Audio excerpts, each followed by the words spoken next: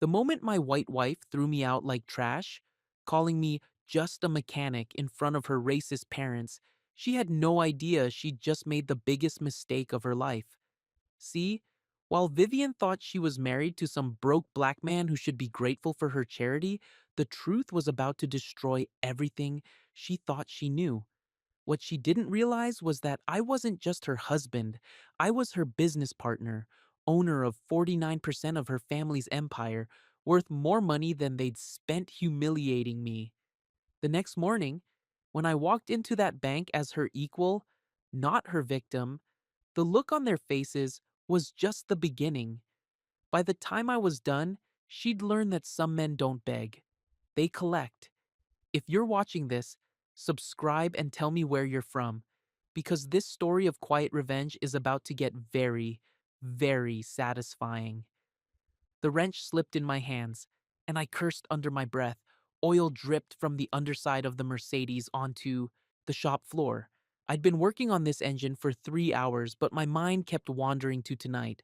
I wiped my hands on my coveralls and checked my phone. The message was still there, cold as ice. Tonight, family dinner. Don't embarrass me. Vivian, my wife of 2 years, who talked to me like I was her employee instead of her husband. You good, boss? Rico called from across the bay. He was bent over the hood of a Honda, but I could feel his eyes on me. Yeah, I'm fine. I turned back to the Mercedes, just thinking. Rico straightened up and walked over. He was my best mechanic and one of the few people who knew about my marriage to Vivian Ashford Crown. Most folks thought I was just another guy running an auto shop. You got that look again, Rico said. He crossed his arms, leaving black fingerprints on his sleeves. The same look you get when she sends those messages. I showed him the text. Rico shook his head. Man, why do you put up with that? She talks to you like you're nothing. It's complicated. I put the phone in my pocket. Her family has expectations. Expectations? Rico laughed, but there was no humor in it. Malik, you're a grown man. You own this shop. You employ 12 people. You put food on tables. But you let that woman treat you like you're borrowing space in her world. I wanted to argue, but Rico was right. Every time I walked into the Crown Estate, I felt smaller. Every family dinner was a test I couldn't pass. She loves me, I said, but the words felt weak.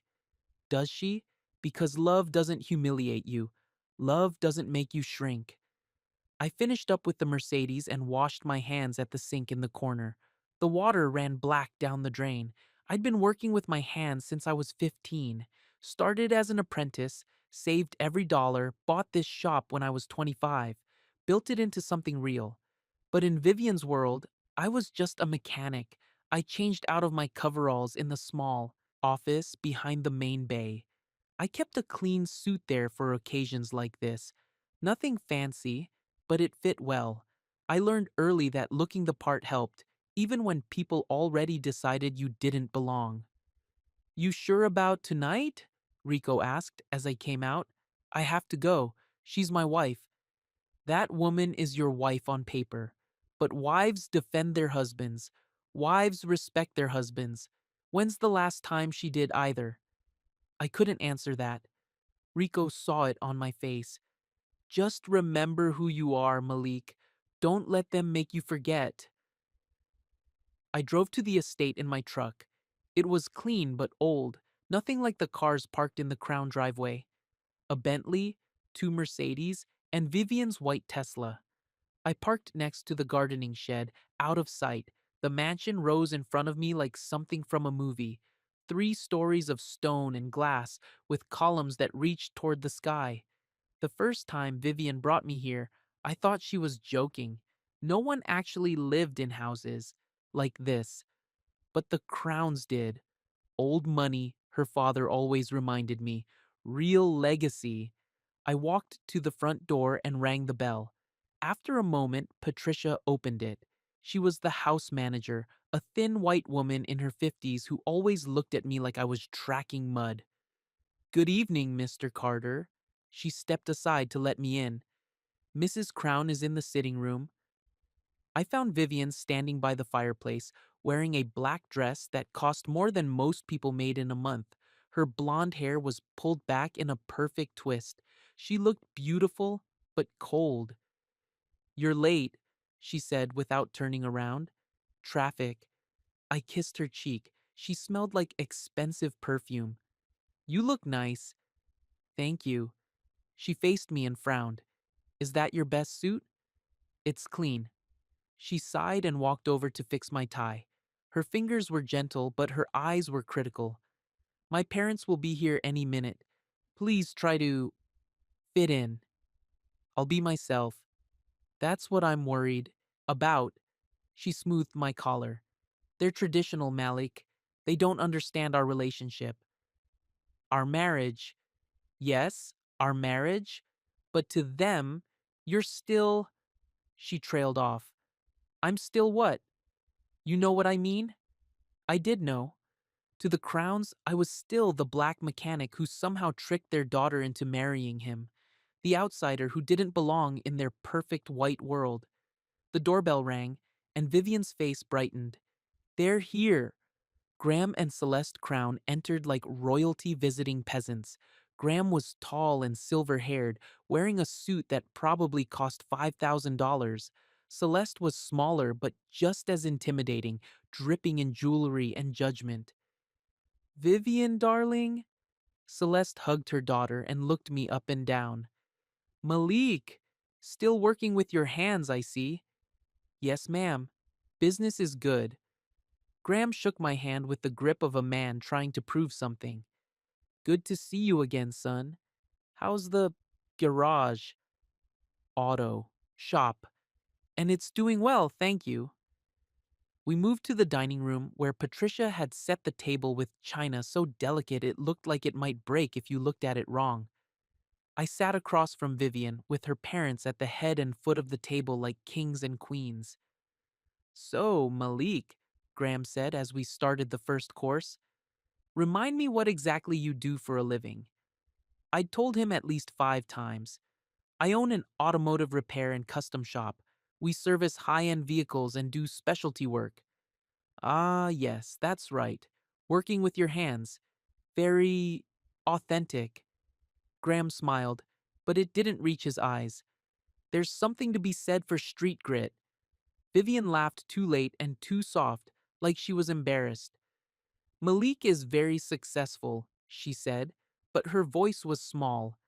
"I'm sure he is," Celeste said. She cut her salad with surgical precision. "It's just so different from our world. We deal in investments, real estate, legacy planning, more intellectual pursuits." "Running a business requires intelligence," I said calmly. "Of course." Graham nodded. "But there are different kinds of intelligence. Some people are naturally suited for manual labor. Nothing wrong with that." I felt my jaw tighten, but I kept my voice steady.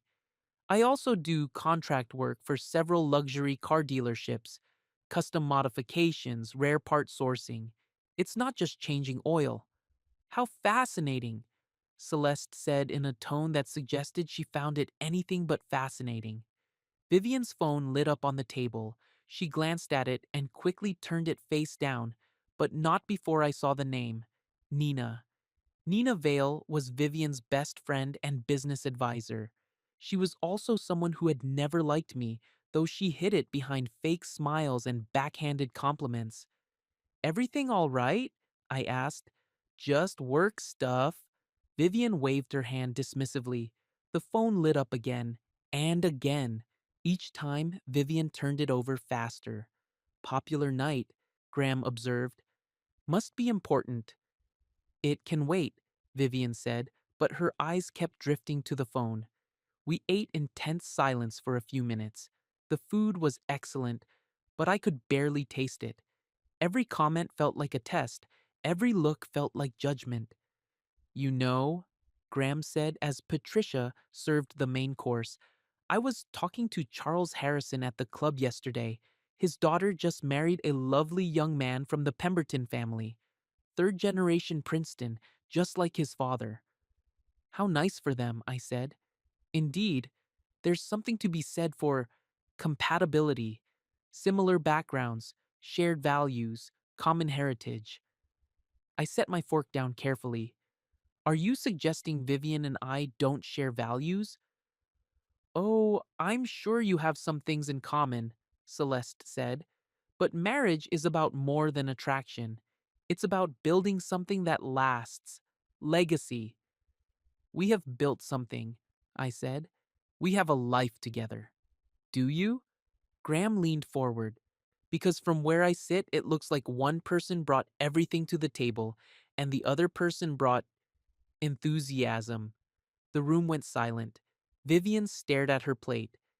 Dad, she whispered, I'm just being honest, sweetheart. This young man seems perfectly nice, but let's call things what they are. I felt heat rising in my chest, but Rico's voice echoed in my head. Don't let them make you forget who you are. Mr. Crown, I said quietly, I may not come from old money, but I work hard. I provide for myself.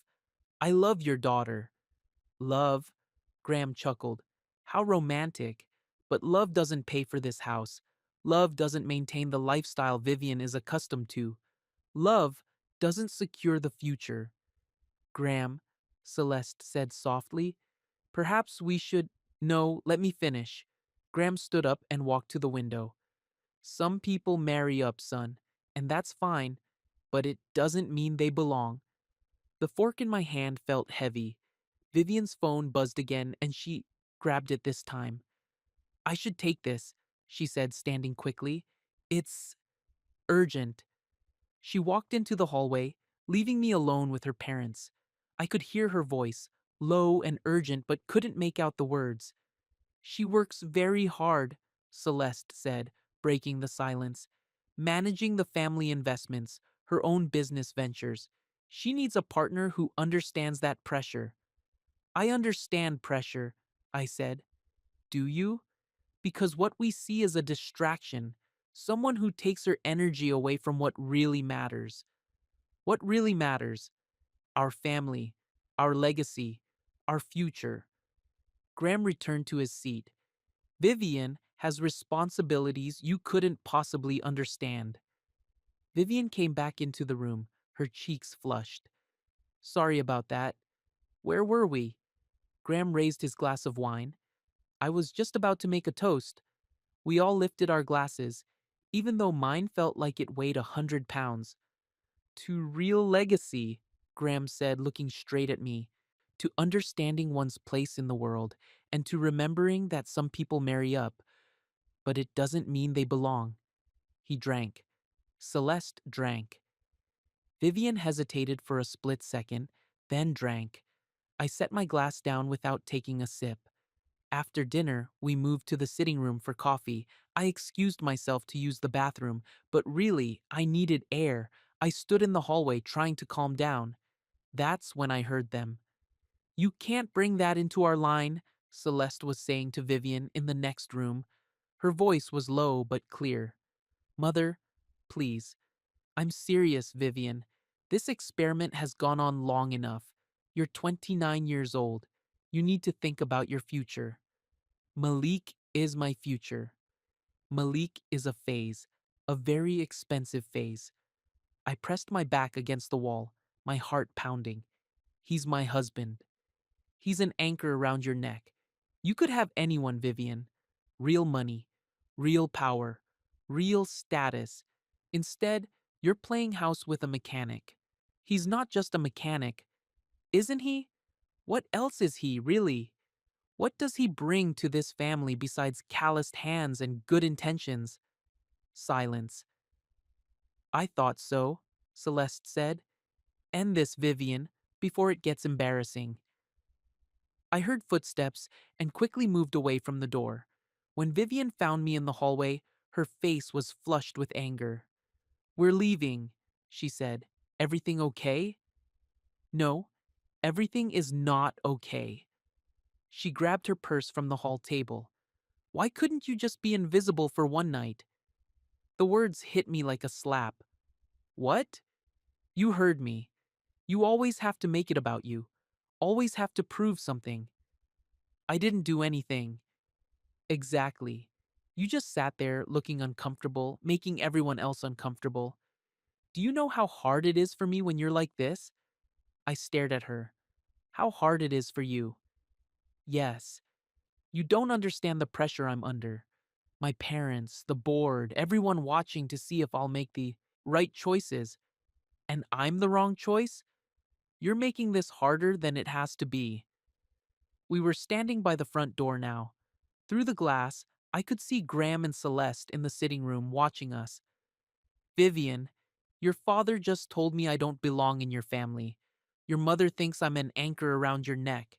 And you're angry at me for being uncomfortable? They're protecting me. From what? From me? From making a mistake. The words hung in the air between us like smoke from a fire. Is that what I am to you? A mistake? Before she could answer, car lights swept across the front of the house.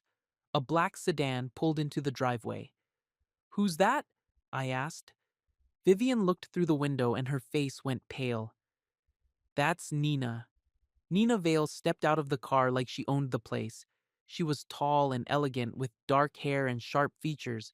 She wore all black and walked with the confidence of someone who had never been told no. What's she doing here?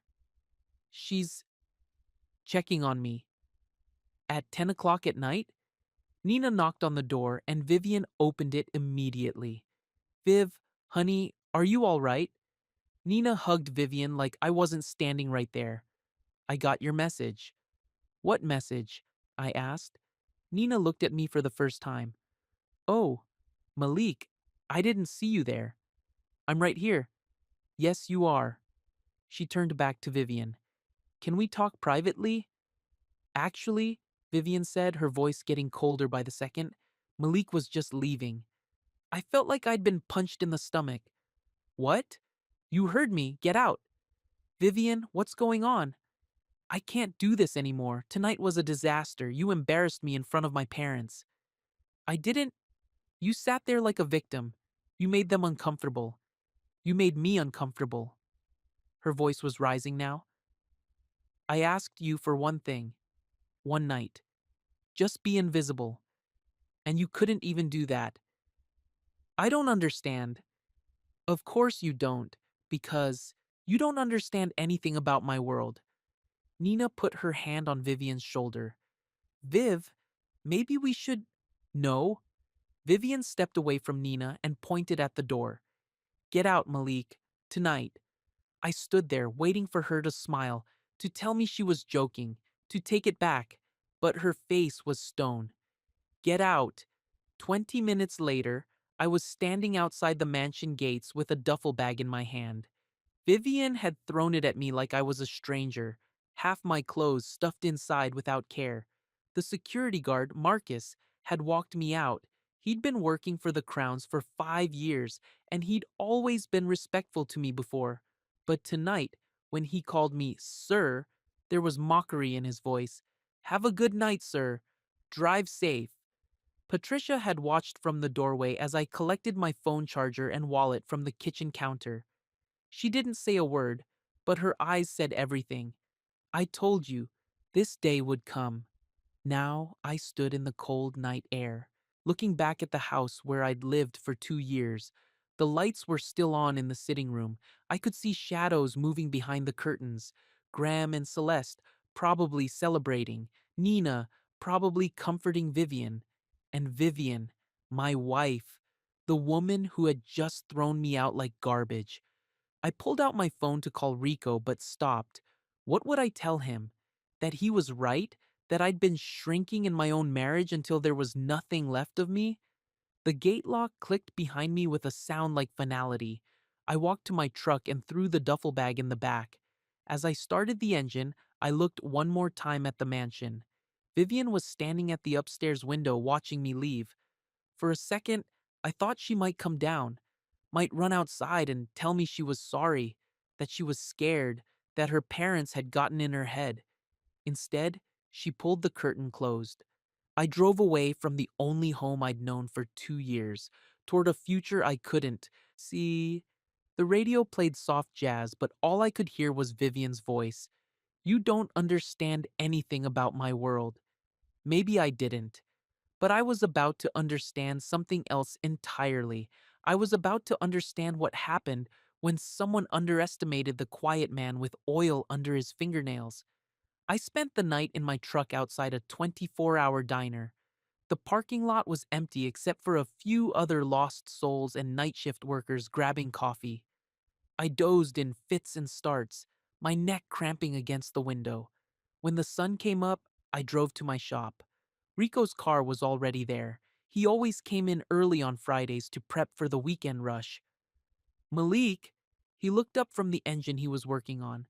What are you doing here so early, and why do you look like you slept in your truck?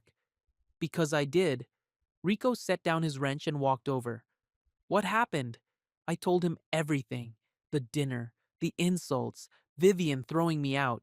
Rico listened without interrupting, his face getting darker with every detail. She kicked you out, he said when I finished. Just like that. Just like that. And you let her? What was I supposed to do? Fight security? Make a scene? You were supposed to remember who you are. Rico wiped his hands on a rag. Malik, that woman doesn't deserve you. She never did. I sat down heavily on a crate. My phone had been buzzing all morning with texts from Vivian, but I hadn't read them. Look at your messages, Rico said. I pulled out my phone. 5 texts, all sent between midnight and 6 a.m. We need to talk. Don't be dramatic about this. I'm giving you space to think. You're embarrassing yourself. Call me when you're ready to be reasonable. Not one apology, not one acknowledgement that she'd humiliated me. Instead, she was making it my fault. Unbelievable, Rico muttered, reading over my shoulder. Even when she's wrong, she makes you the problem. My phone rang. Vivian. Answer it, Rico said. Let her explain herself. I hit the green button. Hello? Finally! Vivian's voice was sharp with irritation. Where are you? At my shop. I figured. Look, last night got out of hand. I was emotional. My parents were pushing buttons and Nina was. She paused. The point is, we both said things we didn't mean. I didn't say anything. Exactly. You shut down. You do that when you're uncomfortable, and it makes everything worse. I felt that familiar tightness in my chest, the feeling that I was always wrong, always the problem. Vivian, your father told me I don't belong in your family. Your mother called me an anchor around your neck, and you kicked me out instead of defending me. They're protective. They don't know you like I do. After 2 years? How long does it take? Silence on the other end. I need some time, she said finally. A few days to let things cool down. Nina thinks. What does Nina think? She thinks we rushed into marriage, that we need to figure out if we're compatible long term. We've been married for 2 years. Living together and being married are different things. I close my eyes. What are you saying? I'm saying maybe some space will be good for both of us. Space. Yes, you can stay at wherever you want to stay. I'll cover a hotel if. I don't need you to cover anything. Of course you don't. Her voice turned cold. Mr. Independent. Fine. Stay wherever you want. But don't make this harder than it has to be. She hung up. Rico was watching me with sad eyes. She's not coming back, is she? I don't know. But deep down, I did know. Vivian had made her choice the moment she told me to get out instead of telling her parents to respect her husband. Over the next few days, I threw myself into work. There's something healing about fixing things with your hands when your life is broken. Engines don't lie to you. They don't humiliate you in front of their parents. They just need attention and skill. I found a small apartment above a bakery in the old part of town. It was nothing like the mansion, but it was mine. The rent was cheap, the neighbors were quiet, and nobody looked at me like I didn't belong. Vivian texted occasionally. Always brief, always cold. Picked up some of your things. Left them with Rico. Need to know if you want the joint account closed. Can we be adults about this? I didn't respond to most of them. What was there to say? On Tuesday, I was under the hood of a Porsche when my phone rang. Unknown number. Carter Auto, I answered. Is this Malik Carter? Speaking. This is Elliot Pierce from First National Bank. I'm calling about your mortgage application. I almost dropped the phone. 6 months ago, I'd applied for a loan to buy a small building for my shop. It was just a pipe dream, really, the kind of expansion that would take my business to the next level. Mr. Carter, are you there? Yes, sorry, I didn't think I'd hear back about that. Well, your application has been interesting. Could you come in this afternoon? I'd like to discuss some details in person. Is there a problem? No problem. Just some questions. First National was downtown, all glass and marble and people in expensive suits. I felt underdressed in my work clothes, but I didn't have time to change. Elliot Pierce was a black man in his 40s, well dressed but with kind eyes. His office was on the 15th floor with a view of the whole city. Mr. Carter, please sit down. He gestured to a leather chair across from his desk. I have to ask you something, and I want you to be completely honest with me. Okay. Your mortgage application lists your income at $48,000 a year, but your credit report and financial history suggest more complexity. I shifted in my seat. What kind of complexity? The kind where a man who owns a small auto shop has investment accounts worth more money than most people see in a lifetime. My mouth went dry. Mr. Carter, are you aware that you're listed as a co-owner of Ashford Holdings? I stared at him. What? According to our records, you own 49% of Ashford Holdings, which owns significant shares in three major real estate development companies, two tech startups, and he looked at his computer screen, a small bank in Virginia. I couldn't speak. Mr. Pierce, I finally managed, I think there's been a mistake. Is there? Because your signature is on these documents, your social security number, your address. He turned his monitor toward me. Is this your signature? I looked at the screen. It was definitely my signature. I remembered signing papers when Vivian and I got married. She'd said they were just formalities, insurance beneficiary updates, that kind of thing. Yes, that's my signature. But I thought those were just marriage documents. Elliot leaned back in his chair. Mr. Carter, do you understand what this means? I shook my head. It means you're not just a mechanic who married a rich woman. You're a partner in one of the largest investment firms in the state. The room started spinning. All this time, while Vivian's parents treated me like I was after their money, I was already part owner of the company that managed it. How much? I whispered. How much what? How much am I worth? Elliot turned back to his computer and typed for a moment. Conservative estimate? $37 million. I gripped the arms of my chair. That can't be right. It's right. The question is, what do you want to do about it? I sat in that office for 2 hours while Elliot explained my financial situation. It was like learning I could fly. For 2 years, I'd been living like Vivian's charity case, while she knew I was worth more than most small countries. Why would she hide this from me? I asked. I can't answer that. But Mr. Carter, you need to understand something. If you and your wife are heading toward divorce, these assets are going to be part of the conversation. What do you mean? I mean, half of everything she's been telling you belongs to her family, actually belongs to you too. I drove back to my apartment in a daze. The numbers kept spinning in my head. $37 million. I'd been worrying about paying rent while I owned buildings, but more than the money, it was the betrayal. Vivian had let her parents treat me like dirt while she knew the truth. She'd let me feel small while I was helping fund their lifestyle. My phone rang. Vivian. This time I answered on the first ring. We need to talk, I said. I was about to say the same thing. Can you come to the house tonight? Your house. Our house, Malik. Don't be petty. I'll be there at 8. Good. And Malik, don't bring attitude. Let's try to handle this like adults. I hung up and stared at my reflection in the apartment window. The man, looking back at me, didn't look like someone worth $37 million. He looked tired and confused and hurt, but there was something else in his eyes now. Something that hadn't been there before. Clarity. At 8 o'clock, I drove through the gates of the estate.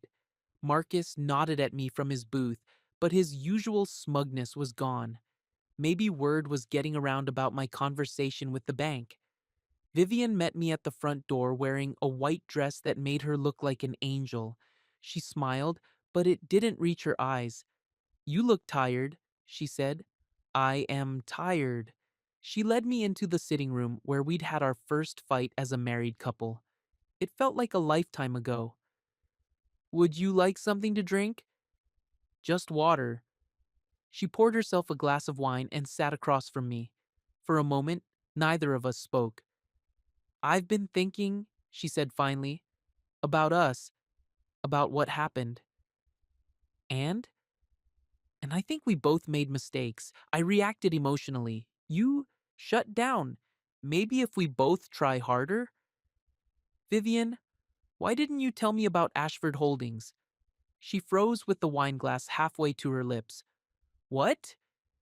I met with Elliot Pierce today about a mortgage application. Interesting conversation. She set down the glass carefully. I see. Do you?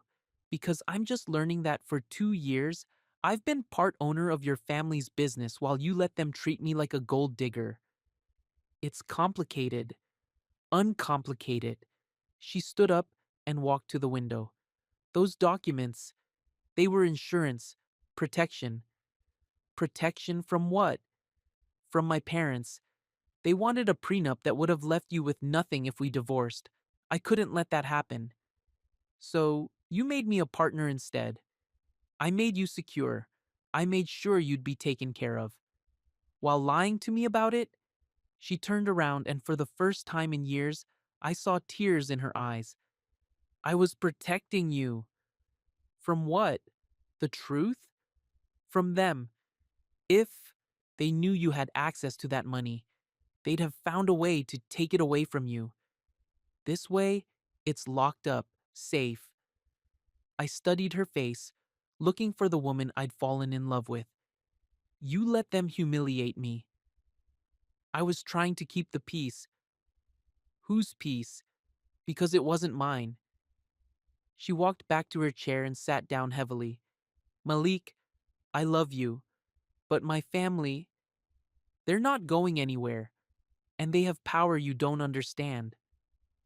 I'm starting to understand power pretty well. Something in my voice made her look up sharply. What does that mean? It means I'm done being small for other people's comfort. We stared at each other across the coffee table. The silence stretched between us like a chasm. What do you want? She asked quietly. I want an apology. I want you to acknowledge that your parents were wrong. I want you to stand up for your husband instead of throwing him away when it gets uncomfortable. And if I can't do that, I stood up, then we don't have a marriage. We just have paperwork. She didn't answer right away.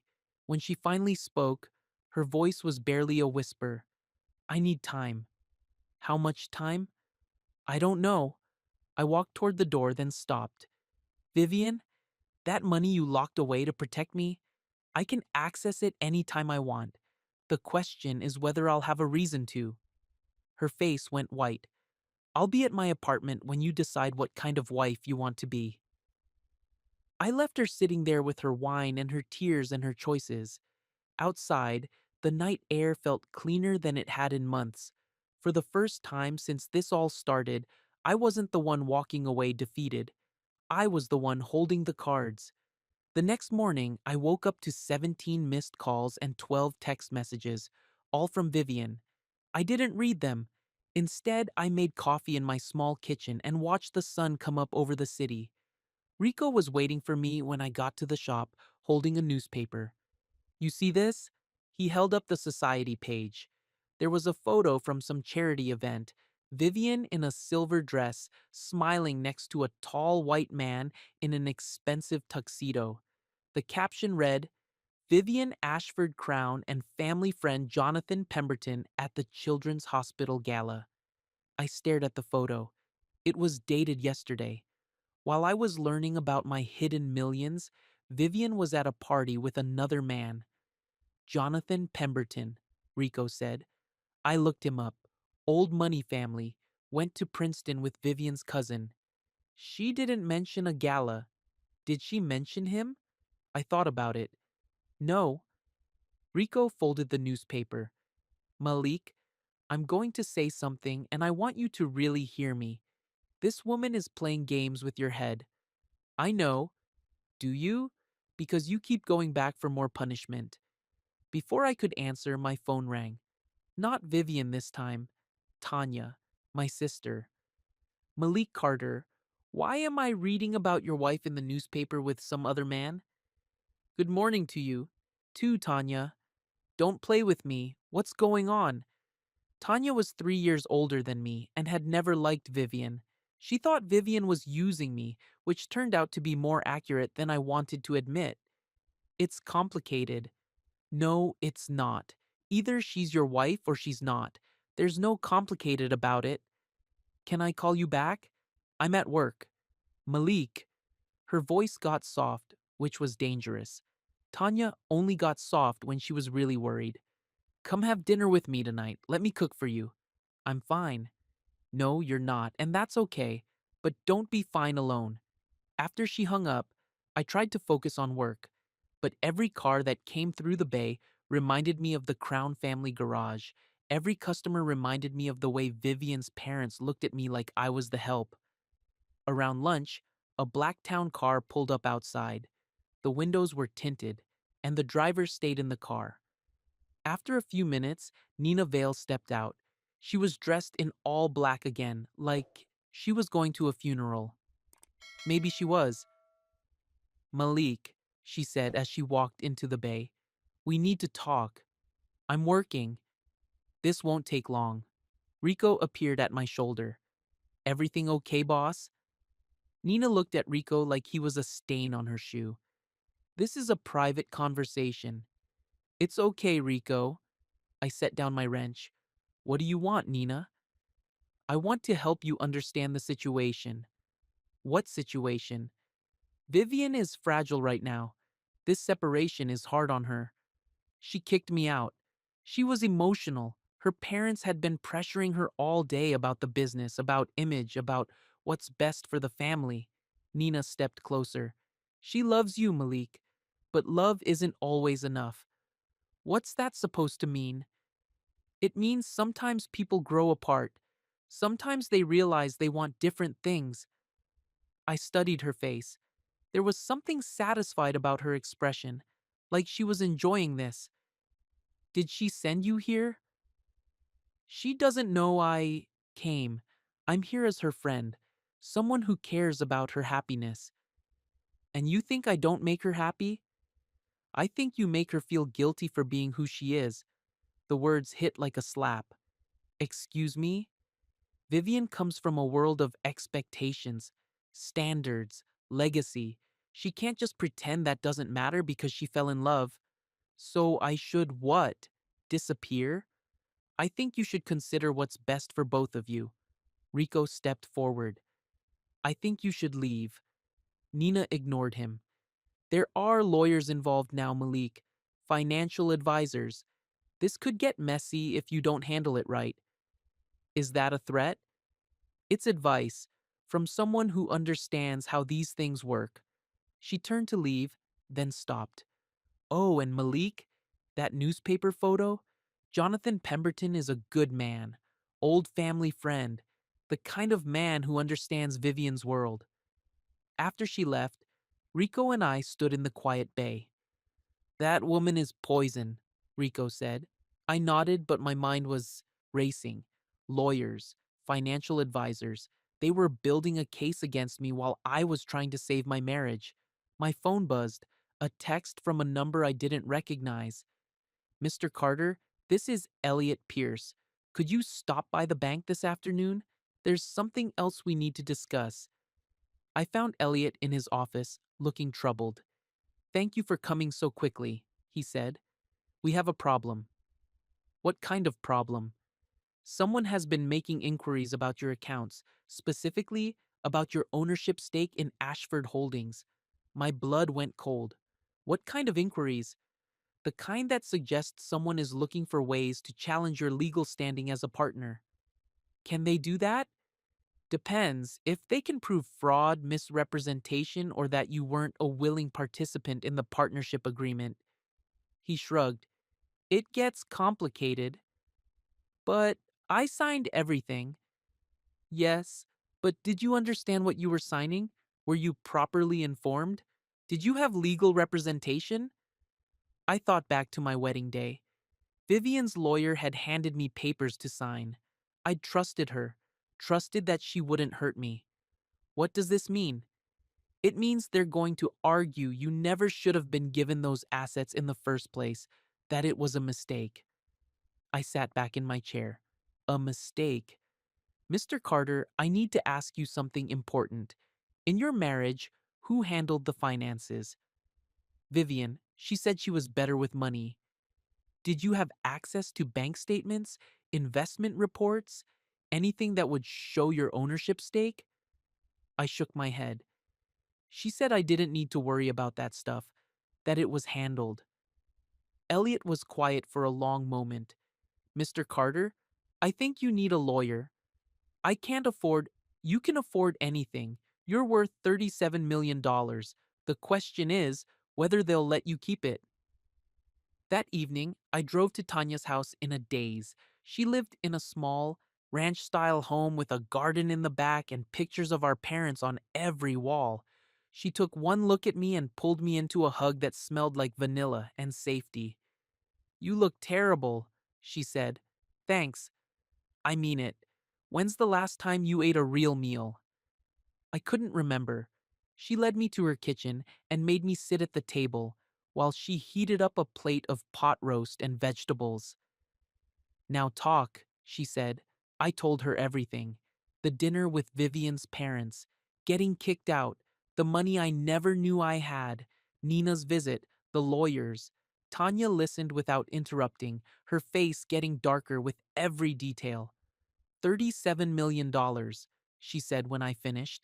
Yeah, and she never told you. No, baby brother, that woman has been playing you from day one. I loved her. I know you did. That's what makes this so cruel. Tanya sat down across from me. But love doesn't lie to you for 2 years. Love doesn't hide your own money from you. Love doesn't let its parents treat you like garbage. I pushed the food around on my plate. Maybe I wasn't good enough for her world. Stop. Tanya's voice was sharp. Don't you dare. You are good enough for any world. You built a business from nothing. You employ people. You're honest and hardworking and kind. If she couldn't see that, it's her loss. Then why does it feel like I lost everything? Because you're mourning. You're mourning the woman you thought she was. But Malik, that woman never existed. We sat in silence while I finished eating. Outside, kids were playing in the yard next door, their laughter floating through the open window. What are you going to do? Tanya asked. I don't know.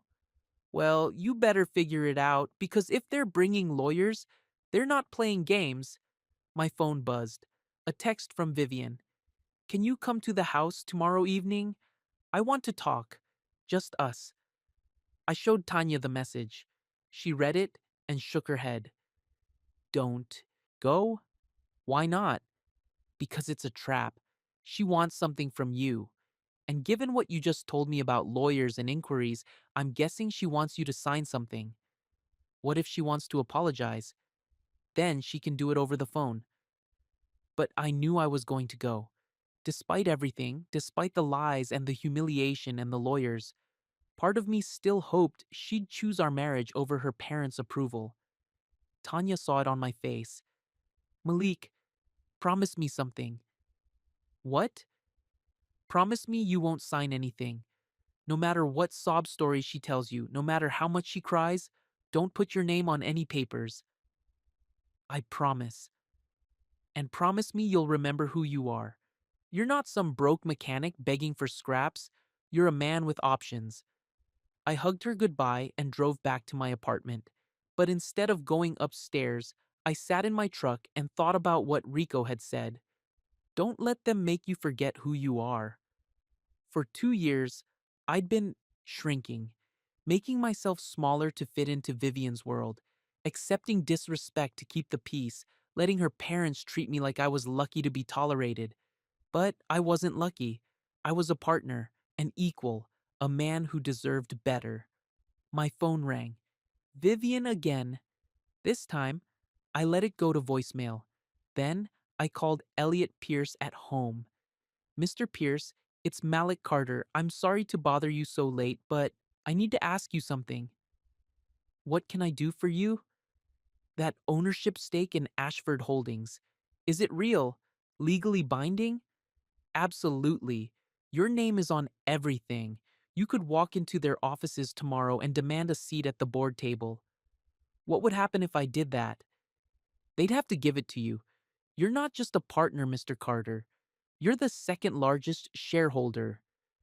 After I hung up, I sat in my truck until midnight, thinking about board tables and respect and what it meant to stop shrinking. By the time I went upstairs, I knew what I was going to do. Tomorrow night, I'd go to the mansion, but not as the man who'd been kicked out. I'd go as the man who owned 49% of everything they thought belonged to them. I spent the morning at the bank with Elliot and a lawyer he recommended. Sarah Chen was sharp and direct, the kind of attorney who didn't waste time on small talk. Your wife's family is going to argue that you signed those documents without understanding them, she said, reviewing the paperwork. They'll claim it was a mistake, that you were never meant to have this level of ownership. Can they do that? They can try. But Mr. Carter, your signature is on legal documents. You were married at the time. And there's a paper trail showing you've been living as her spouse for 2 years. Sarah looked up from the files. The question is, what do you want to do about it? I want to understand my options. Option 1, you fight for half of everything in a divorce. That could take years and cost millions in legal fees. What's option 2? Option 2, you use your current position to negotiate from strength. Elliot leaned forward. What does that mean exactly? Sarah smiled. It means Mr. Carter could walk into Ashford Holdings tomorrow and exercise his rights as a 49% owner. He could demand financial records, board meetings, transparency. He could make their lives very uncomfortable. Or, I said slowly, I could use that leverage to get what I actually want. Which is? I thought about it. What did I want? The old me would have said I wanted my wife back, wanted her family's approval, wanted to belong in their world. But that man was gone. I want out, I said finally, clean, with my dignity intact. That, Sarah said, we can definitely arrange. That evening, I drove to the estate one last time, but instead of parking by the gardening shed like a visitor, I pulled right up to the front door like I owned the place, which technically I did. Vivian met me at the door wearing a soft blue dress and her most apologetic smile. She looked beautiful and fragile, exactly the way she knew affected me most. Malik, she reached for my hand. I'm so glad you came. I let her take my hand but didn't squeeze back. We need to talk. Yes, we do. She led me into the sitting room, but instead of sitting across from me like last time, she chose the chair next to mine, close enough that I could smell her perfume. I've been thinking about what you said, about apologies and standing up for you. And you're right, My parents were wrong. I was wrong. I should have defended you. Her eyes filled with tears. I'm sorry, Malik. I'm so sorry. For a moment, I felt that old pull, the desire to comfort her, to tell her it was okay, to accept her apology and pretend the last week had never happened. But then, I remembered Nina's visit, the newspaper photo, the lawyers making inquiries about my accounts. Where were you? Tuesday night? I asked. She blinked.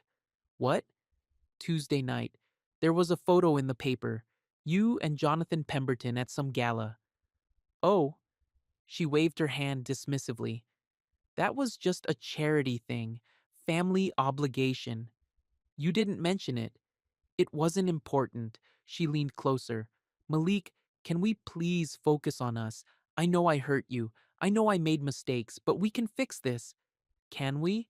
Because it seems like your family has other plans. What do you mean? I pulled out my phone and showed her a text I'd received that afternoon from an unknown number. Mr. Carter, this is Graham Crown's attorney. We need to discuss the irregularities in your marriage documents. Vivian's face went pale. I don't know what that's about. Don't you? Malik, my father can be aggressive when he thinks someone is threatening the family. Am I threatening the family? Of course not. You're part of the family. I stood up and walked to the window, the same window where I'd stood as a guest, feeling small and unwelcome. Now I looked out at grounds that were partly mine. Vivian, do you know what I learned this week? What? I learned that I'm not a guest in your world. I'm not some outsider who married up. I'm a partner in this family's business, an equal. She was quiet for a long moment. Malik, I also learned that you've been lying to me for 2 years, letting me think I was dependent on you while you knew I had my own money, my own power. I was protecting you. From what? The truth? She stood up and walked over to me. From them. From people who would use that information to hurt you. Or hurt you. What? I turned to face her. If people knew I wasn't just your charity case, they might start asking why you married a mechanic when you could have had anyone. They might wonder what you saw in me that wasn't about money or status or rebellion against your parents. Her cheeks flushed. That's not fair, isn't it? Because, looking back, I can't figure out why you chose me either. Unless it was exactly what your father said, I was a phase. Don't say that. Then tell me I'm wrong. Tell me you married me because you loved me, not because I was safe and controllable and would never challenge your real life. She opened her mouth to answer, but before she could speak, the front door opened. Voices in the hallway. Graham and Celeste, home from dinner. Vivian, Celeste called. Whose truck is in the driveway? Vivian's face went tight with panic. They weren't supposed to be back yet. Were you planning to hide me in the closet? No, I wanted us to talk alone first. Graham appeared in the doorway, saw me, and his expression darkened. I thought we'd settled this. Good evening, Mr. Crown, I said calmly. Vivian, what is he doing here? We're talking, Dad, working things out. Celeste joined her husband, looking at me like I was a stain on her carpet. I thought we made our position clear. You did, I said. Very clear. Then what are you still doing here? I looked at Vivian, giving her one last chance to defend me, to choose her husband over her parents' approval. She stared at the floor. Actually, I said, I'm here on business. Graham laughed. Business? What business could you possibly have with this family? Board business. Ashford Holdings business. The room went dead silent. I don't know what you're talking about, Celeste said, but her voice was shaky. I pulled out the documents Sarah had prepared for me, clean copies of every paper I'd signed, every agreement that made me a partner. I'm talking about my 49% ownership stake in your company. I'm talking about my right to board meetings, financial reports, and business decisions. Graham's face went red. That's impossible. Is it? I handed him the papers. Because according to these legal documents, I've been your business partner for 2 years, and as a partner, I have some concerns about how the company is being run. Vivian finally looked up. Malik, what are you doing? I'm exercising my rights as an equal. Graham scanned the documents, his face getting redder with each page. These are.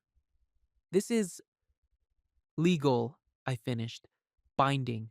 Legitimate. You can't be serious, Celeste said. I'm very serious. In fact, I'm so serious that I've scheduled a board meeting for tomorrow morning, as is my right as a 49% shareholder. You wouldn't dare, Graham said. Wouldn't I? You've spent 2 years telling me I don't belong in your family. Fine. Then I'll belong in your boardroom instead. Vivian grabbed my arm. Malik, please, let's talk about this privately. I gently pulled my arm free. We are talking about it privately. This is your family, your business, your choice. What choice? The same choice you've been making for 2 years. You can stand with your husband, or you can stand with your parents, but you can't do both anymore. Graham stepped between us. Now you listen here, boy. No. My voice was quiet but firm. You listen. I'm done being talked down to. Done being treated like I'm lucky to be tolerated. Done shrinking to make other people comfortable. You think this little stunt scares us? Celeste said. We have lawyers. Real lawyers. So do I. And my lawyers tell me I have every right to know exactly how our money is being spent. Every investment, every decision, every dollar that goes in and out of our accounts. Our accounts? Graham's voice was dangerously low. 49% ownership means 49% of everything, including the right to transparency.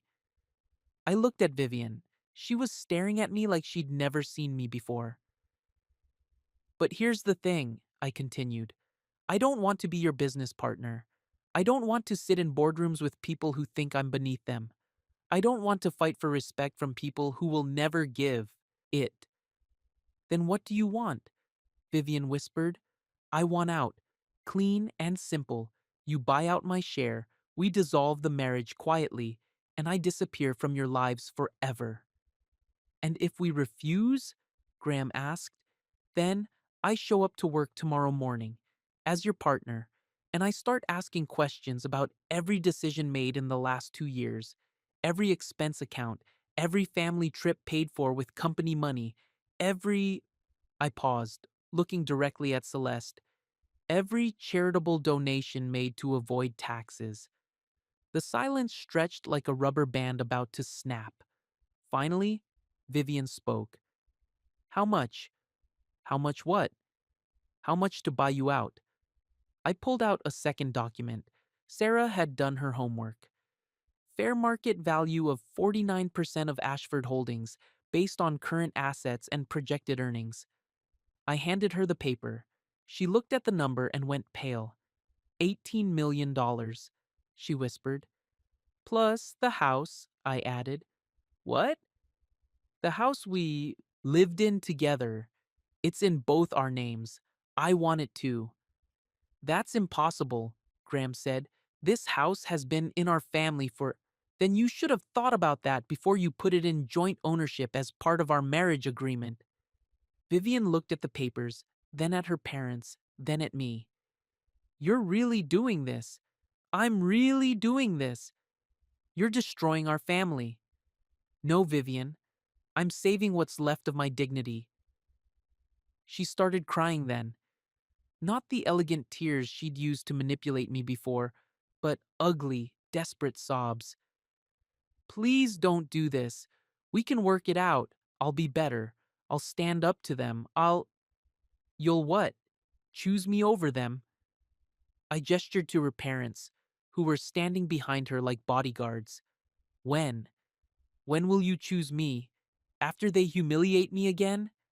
After they call me names again? After you kick me out again? I was scared. I know you were. But marriage isn't supposed to be about fear.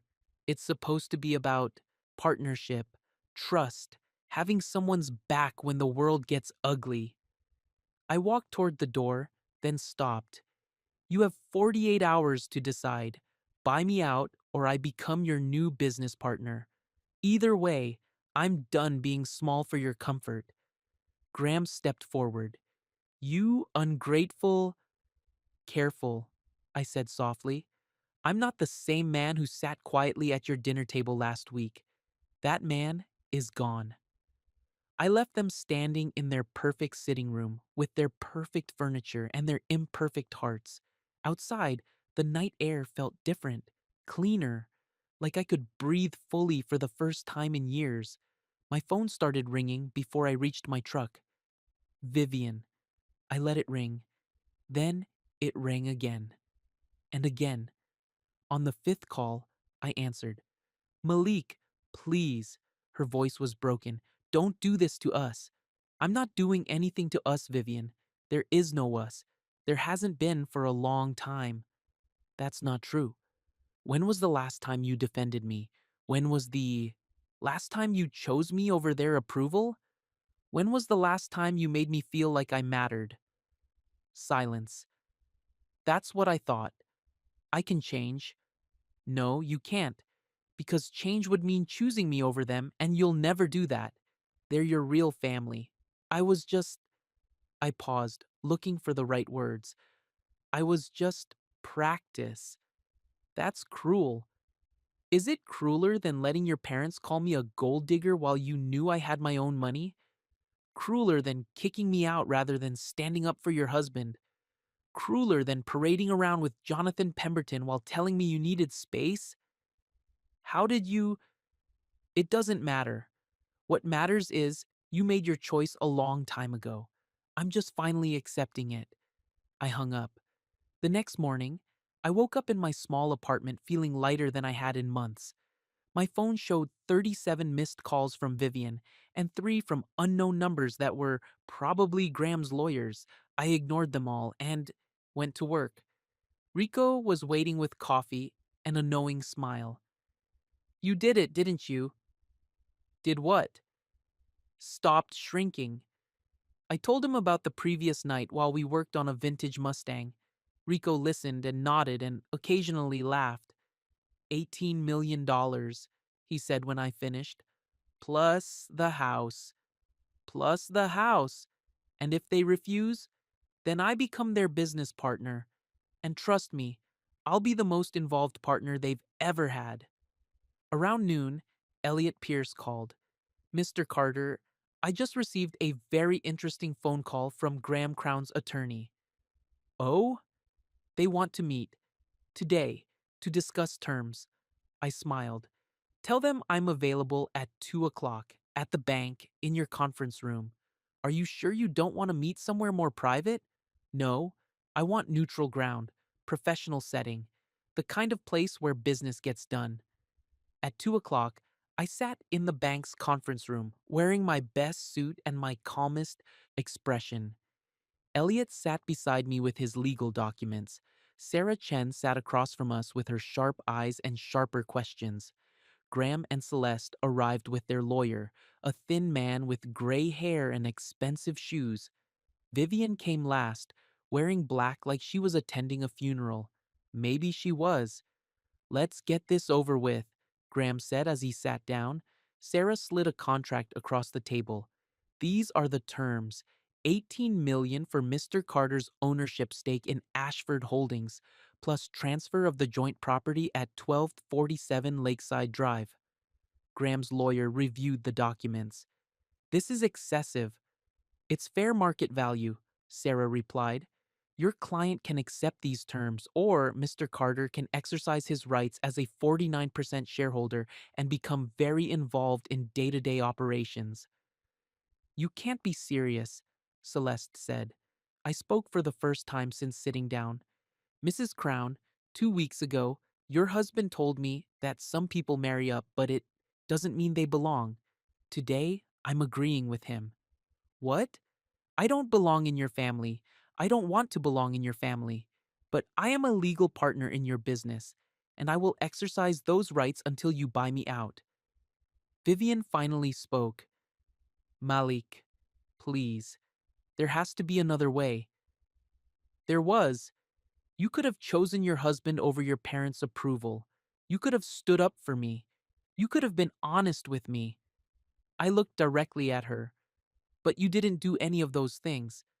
I was trying to protect. You were trying to have it both ways.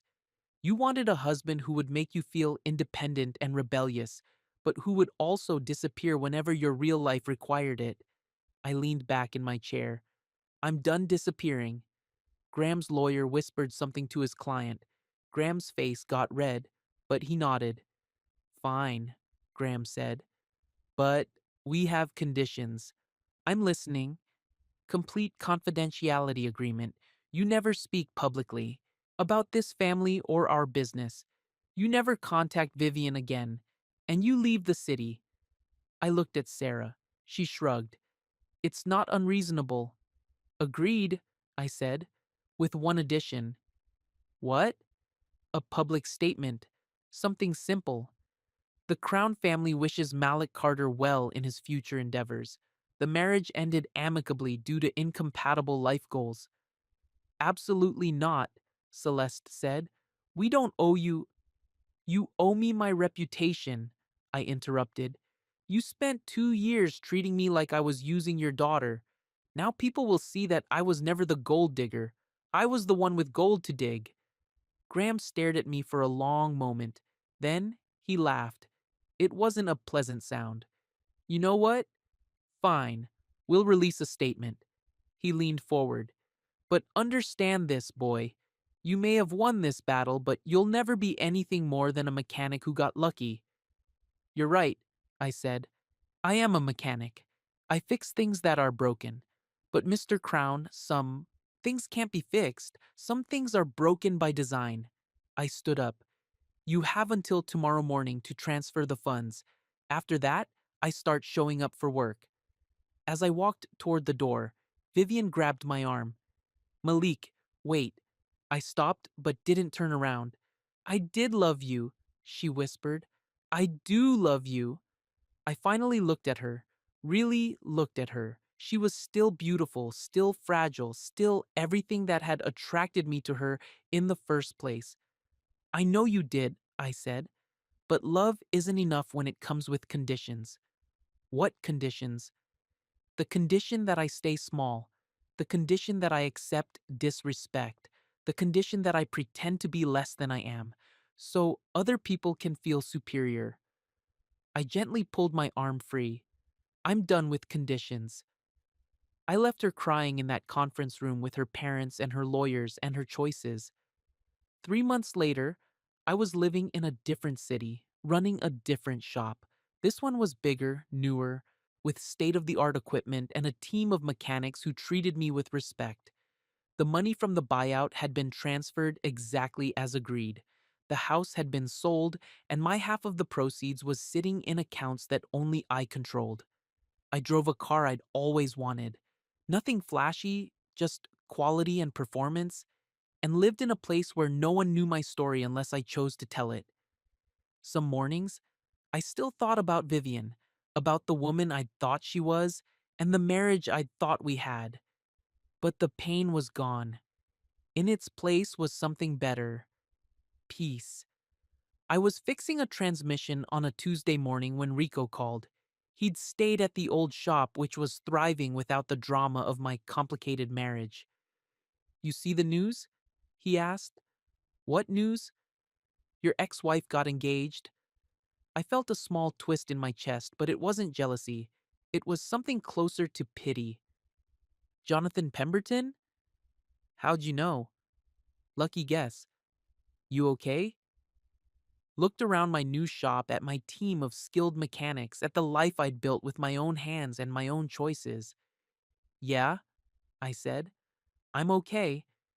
After I hung up, I went back to work, but around lunchtime I decided to take a drive through the old neighborhood. Not to reminisce, but to remind myself how far I'd come.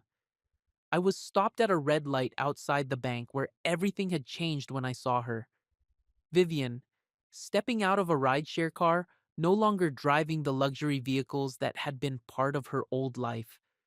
She looked up and saw me in my new car. Our eyes met for just a second. I could see the recognition, the surprise, the memory of everything we'd been and everything we'd lost. I could have rolled down my window, could have called her name, could have offered closure or cruelty or anything in between.